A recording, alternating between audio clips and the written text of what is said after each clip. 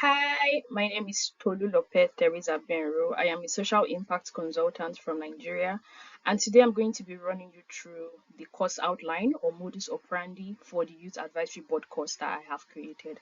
And I have titled this course Youth Advisory Board, not another title, a succession plan, because in the essence, that is what youth advisory boards are. And specifically by 2030, a lot of things are going to change. And this course is coming very timely. So we're currently in 2025, and a lot will change within 2025 when you have access to this course, and also by 2030. And this course is for any young person that is really passionate about change, youth leadership, representation. Of course, as the years grow by, the definition of youth may change or remain constant. However, the people that make up the classification of youth may change. So, for instance, at a certain point, I would no longer be under 30 or under 35, and that means I would not be a young person. So, this course really provides an avenue, an opportunity, a roadmap for young people to take advantage of youth leadership positions that they currently occupy, whether you're currently a youth advisory board member, a YAB member, Youth Advisory Council, a YAC, Youth Sounding Board, a YSB, or YPAT, Young People Action Team, or whatever name your youth board is called, maybe Presidential Youth Council or whatever it's called. It gives you the opportunity to take advantage of the opportunities that the board provides and how you can leverage them, right, as a succession plan. And if you're a young person, maybe you're 14, you're 16, you're 18, and you stumbled on this, then it's also good that you watch it till the end and make an investment in the course, because it would help you. And like I mentioned, by 2030, youth boards and a lot of things in youth leadership will change significantly. Now, going into the course outline in itself, for Module 1, we are going to look at Youth Advisory Board. Earlier this year, I wrote a LinkedIn article breaking down what Youth Advisory Boards look like, compensation structure, duration, roles. However, in Lecture 1, which is a crash course, I'm going to take my time to extensively explain these things. So when we say, oh, young people are maybe seen as social media ambassadors, what exactly does that mean? When we say young people are seen as advocates, what exactly does that mean? When we say young people in youth advisory boards are expected to take on the seats of consultants, what exactly does that mean? And this is really just going to be a crash course. In this course also, we are going to look at how youth advisory has changed over time, from having regional representation, global representation, and seeing the youth focal person representing us a key figure, right, that speaks on behalf of thousands of young people. So having democratized youth advisory boards and smaller boards that allow for more representation, right, allow young people to participate, and also maybe what the future may look like. But we'll also speak more about the future at the last module. Now in lecture 2, we're going to speak about applying and getting selected. I mean, since the first, I'm just going to put it out here, it's a lot easier to get selected in the pioneering cohort. It can be difficult, but it's a lot easier when compared to getting selected in a subsequent cohort. And that's because sometimes members from the pioneering cohort may decide to renew their contracts, have their contract extended, or have certain things in the term of reference or the MOU change. So for instance, a youth advisory board MOU or term of reference, which is TOR or MOU, basically Memorandum of Understanding, could say that young people will be on the board for a year or two, and then maybe based on the performance of a certain young person, right, which is them doing exceptionally well, they may decide to review that clause and retain them for another 1 year or another 2 years.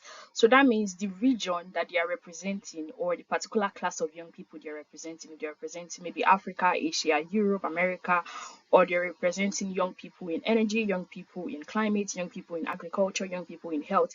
It means that when there's the next call for application for youth advisory board for the next cohort, then there may be no vacancy for that particular slot because someone is already filling it up. So what are these selection methods or mechanisms? What are popular questions that are asked, and how can you have an edge in being selected? That's what we're going to look at in lecture 2.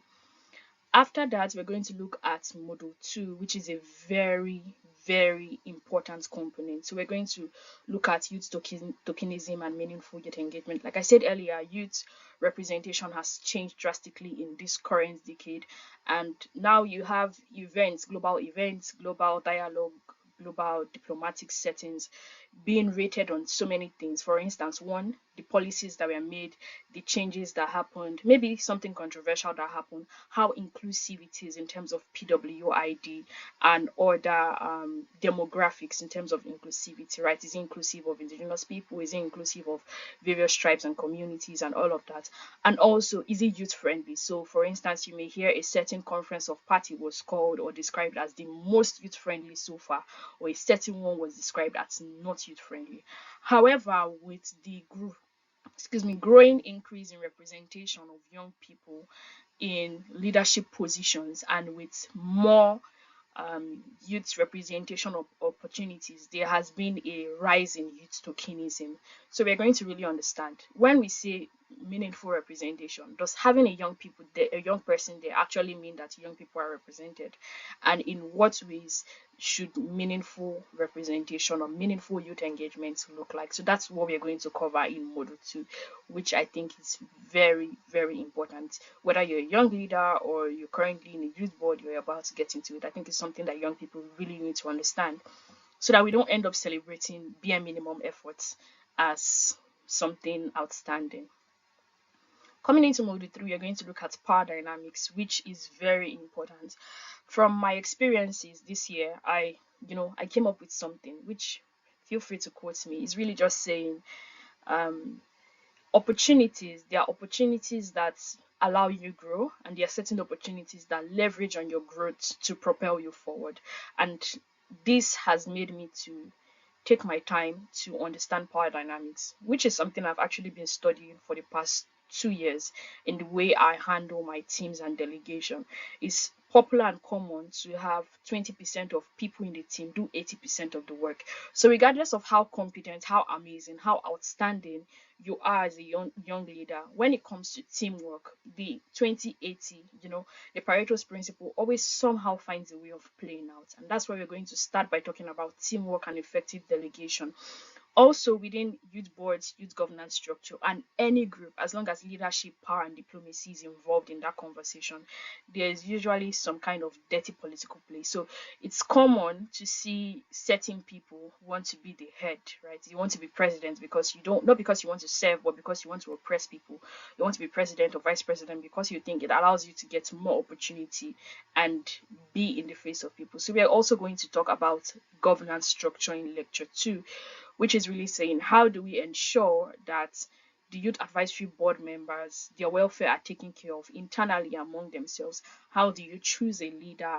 And how do you ensure that in choosing a leader, regardless of who is president or vice president of your youth board, depending on the governance structure, you are well represented, and the normal toxic power dynamic that begins to play in, right, does not play in. So it's more about equality, equity, and we're going to talk about different governance systems in Module 3, Lecture 2. Now, coming into Module 4, we're going to speak about something very important: decolonizing youth opportunities. And I believe this is so significant because we're currently at a time and an age where success has been defined for young people as the ability to travel out of your country, ability to, for instance, if you're in the global south, go to the global north, and if you're in the global north, speak on a global stage, or have that picture with the beautiful logo and emblem right on it. So we're going to speak about decolonizing youth opportunities. How has colonialism played a role in youth opportunities? And for people, whether you're in the global south or in the global north, how can youth opportunities be decolonized and further synergize power dynamics, healthy power dynamics that we looked at in Module 3. Then coming into Module 5, we are going to look at youth power in itself. And the truth about it is every single thing in all the modules, in all the lecture, really leads up to helping you understand the Youth Advisory Board as a succession plan. So it's not one thing. It's not like, oh, you just do this one thing and you'll make Youth Advisory Board a succession plan. No, it's a series of things, a series of understandings. And with every module and every lecture, you learn how to position yourself, harness properly, organize internally as a team, and work together with the relevant stakeholders to ensure that you are properly positioned, you get the work done, and you don't come out of the Youth Advisory Board being stuck on what's next.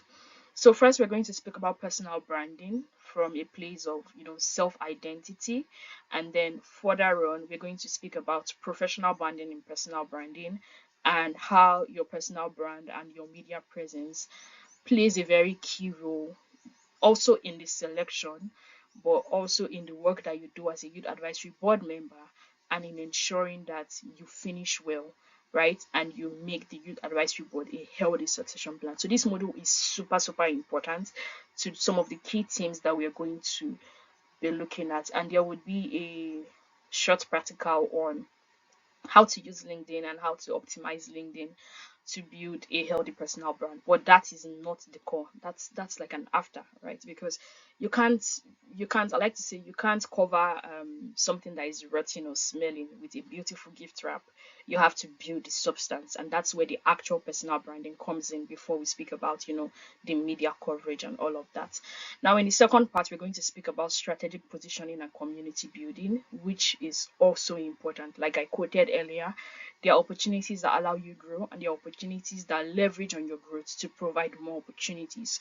So you begin to find that regardless of what opportunity somebody is in, they may tell you that there are 7 opportunities, and all of you will try to scramble for 7 opportunities. But in between, some random opportunities will pop up, and it's like certain people keep getting the best opportunities. Why do those people keep getting the best opportunities? How do they position themselves, and how can you make now? Because this is a free video, I'm just going to add this as a tip. Sometimes the ticket into the physical room, the ticket into the global event, the ticket into that big place that you want to be in is the virtual engagements that you're running away from. Many times we despise things that do not put us in the public eye, especially because in the current age we are in, and with the current use of technology, big social media branding, big publicity is often mistaken as success, which is not always true, right? So it's possible to participate in virtual engagements, to represent virtually, and still be strategically positioned for the right people to see you, and even better strategically positioned for you to access more opportunities. Now, speaking about the community building aspects, when it comes to youth and youth power, there's really no success, there is really no sustainable impact without the power of community, and which is also why, as part of helping with community building, for everyone that takes this course, you would have an opportunity to connect with one another, because with growing youth opportunities and opportunities for youth representation, if we are not talking to ourselves, if we are not synergizing on the things we're asking for on the global stage, people would have platforms and will abuse the platforms or begin to ask amiss. So, for instance, one youth advisory board member could be on a stage representing an organization and say, oh, we need to pay young people well.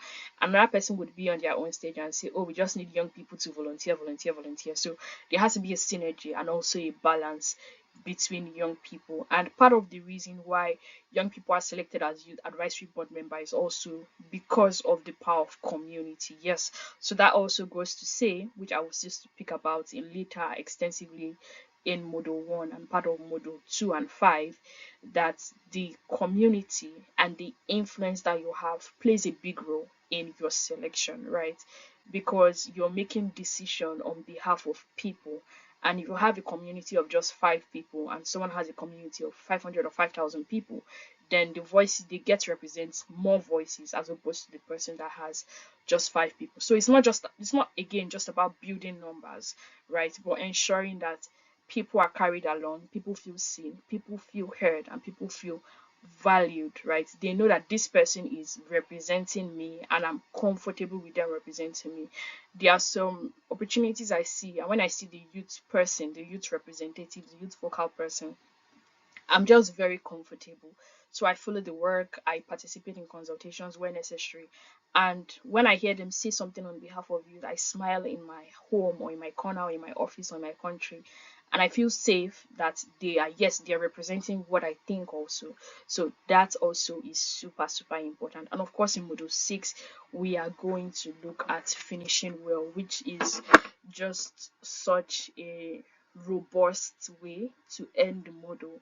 In sitting down to say, after the being a youth advisory board member, what next? Is youth advisory board in itself a retirement plan? Is this something I hold on to, and after 2 years I try to renew for the next 7 years, right? And also, how is youth advisory going to change, or how is youth representation going to change in the coming years as well? And as a young person, how can I use this opportunity that I have to represent to leverage better opportunities and to strategically position myself?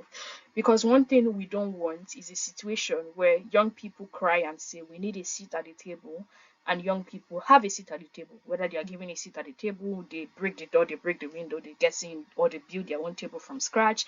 A circle of life and nature happens, and young people come in. And at a certain point in time, when it's time for them to leave, you have a new generation of young people shouting at an older generation of young people to say, oh, we need you out because we also want a seat at the table. At the end of the day, we are all young people. And these are the amazing things we are going to cover in this course. So thank you so much for watching.